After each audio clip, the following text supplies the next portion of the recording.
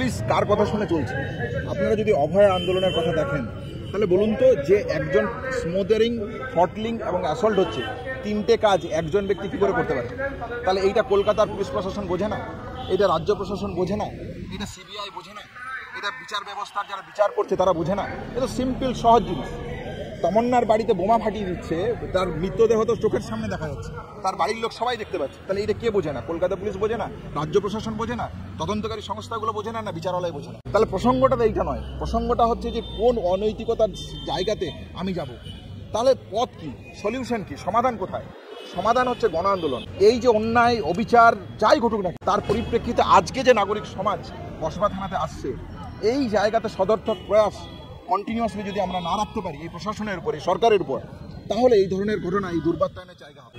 তাহলে বিচার ব্যবস্থাকে আরো কংক্রিট হতে হবে, প্রশাসনকে আরো সক্রিয় হতে হবে, সদর্থক ভূমিকা নিতে হবে, নাগরিক সমাজের দিক থেকে তীব্র গণ আন্দোলন গড়ে তুলতে হবে। বাংলা হান্টের আরো খবর দেখতে নজর রাখুন। বাংলা খবর মানেই বাংলা হান্ট।